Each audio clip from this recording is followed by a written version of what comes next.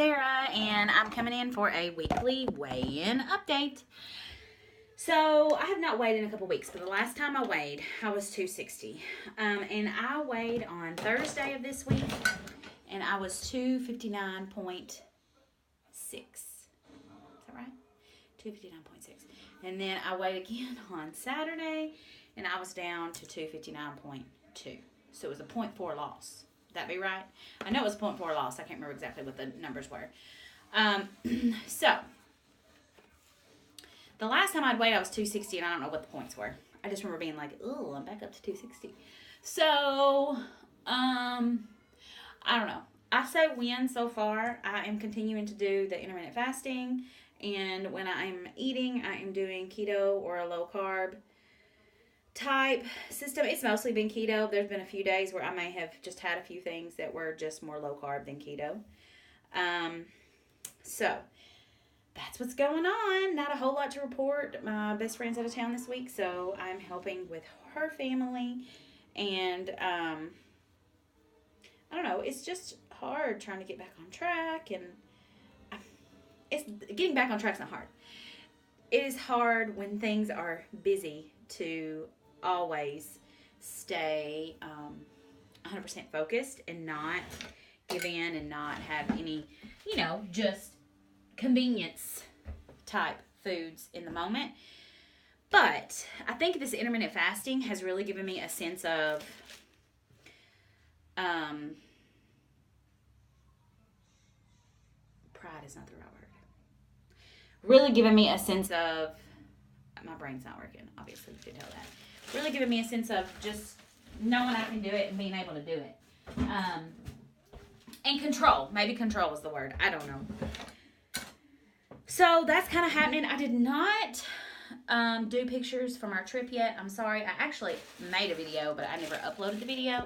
So that is coming sometime this week. Yeah, we just have a lot going on right now. And I'll be honest, it is going to continue to be that way. So that's another thing that I've really been, I know y'all loving that I'm moving with y'all. That's another thing I think that makes it helpful when I'm trying to, I have those weak moments where I'm like, okay, I'm just going to eat this. I'm just going to give it and eat this.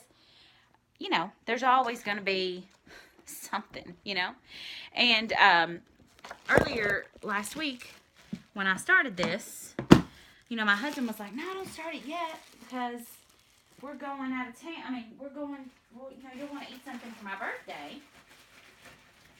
And my response was, well, there's always going to be a birthday. There's always going to be a birthday. There's always going to be a need for a treat. So, you can't just keep down the same path. Anyways, I don't know if I will continue to do the fasting forever. And I actually have intentions of doing some 24-hour fasts. That is not something that I can currently wrap my head around. But yeah, that's some things that I'm going to attempt. If you are anti-intermittent fasting, and I have dabbled a little bit with it in the past, but was not able to really stick with it, really do some research on it. There's some really good things that come out of that. Of course, here's the other deal. There's some really good things from really any eating plan. But it really makes a lot of sense as far as obesity is concerned. I don't know. There's just some really fascinating statistics behind it, and some really positive changes I feel like people are making with choosing to intermittent fast. So right now I'm doing a 16-8, and I am just going to stay that way for a while. So some things I've talked about in the past, and one of the reasons I really thought that intermittent fasting might not be the best for me is it is not unusual for me to not eat at night.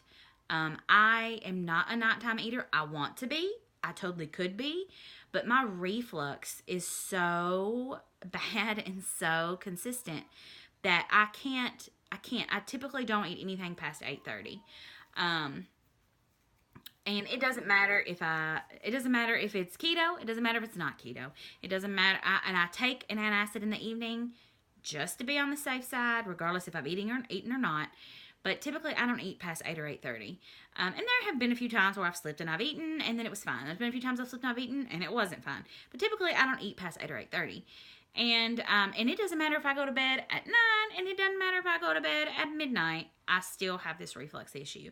So that wasn't a huge thing, and it's not unusual for me to go to bed hungry for that reason. So I was kind of used to that. It's a little uncomfortable sometimes just because I'm like, I'm hungry. I feel like I'm making this choice, not for the reflux reason, but for the intermittent fasting reason, which is so dumb. I don't know what my brain does. But so lately what I've been doing is eating dinner around 5, somewhere between 5 and 6, and then nothing else for the rest of the night except for like water. I have let myself have like a diet soda once or twice, which I guess technically is not fasting. But you know, at this point I'm like, whatever you do, you got to get yourself through. So that's kind of where I'm at. And then I will, the only problem with that is if I cut off eating at 5:30, I'm able to eat at like 9:30 or 10. So technically I can get a breakfast in. Go put that in the garbage, dude. I can get a breakfast, lunch, and dinner in. But what I'm finding is I am starving when I go to bed. I am starving when I wake up. I'll have a cup of coffee. Sometimes it's black. Sometimes it's a little heavy whipping cream. Oh, go this way. What? Go that way. Okay. And then I'll try to hold off eating as much as possible. And, you know, I will try to push it to sometime between 11 and 12. There was one day last week, I think I pushed it to like 1. But it was also a day that I had eaten later. And, you know, my window didn't actually open until then. So 16/8 is what I'm doing, and then when I'm eating a basically keto, but I have had a few things that were considered more low carb. I've had a few wraps. I'm out of those now, so that's over. I've had a bite of an apple. Nothing just super crazy, but I did have some beans in my taco meat the other day. So just stuff like that. So that's not technically keto, but my carbs are under, you know, anywhere between 20 and 30. So. Anyways, I am not focusing so much on my carbs. I'm planning on cleaning all this up once I get a good handle on the intermittent fasting. And typically, I do the opposite. Typically, I will do keto, and I'll stick with keto, and do keto, and then try to do the intermittent fasting. And I don't know why. It just hasn't been a success in the past. So, I'm actually starting the opposite. I mean, I have been doing keto. You guys know since November, though, I've had a hard time just staying on track since my birthday, November 27th. So I just thought, you know, let's just give this intermittent fasting a shot. So that's kind of where I'm at. And then I am going to clean things up after a couple weeks. So right now it's okay. I do like having the control. I don't like being hungry, but, you know, being hungry kind of gives me a little anxiety and kind of sets me a little over the edge. So, but I'm trying to just sit with that and in the moment and, yeah.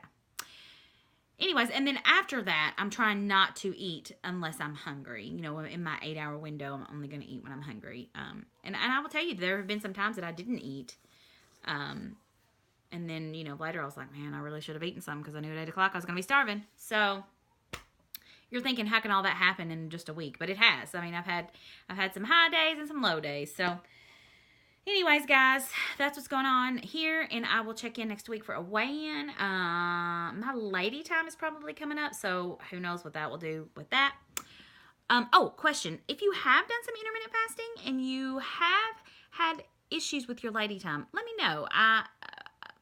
A good family member of mine is also doing some fasting, and she approached me and said that she was having some lady time issues, like super painful periods, super painful cramps, super duper painful, super duper heavy. And she was like, that's the only thing that's different is that I'm intermittent fasting. And she's been doing so for a month. And she came to me and asked me if I had any trouble. And I'm like, no, but now I've never been able to stick with it super long term. So if you have done some fasting and you have had some issues with your lady time, let me know. We talked about just kind of being all these hormones are kind of going, whoa, and that's probably what's happening. And that's what she thinks it is too. But she said it was super uncomfortable and really makes her want to reconsider the fasting. So anyways, I will see you guys later, and I love you, and I will talk to you later in the week. Bye.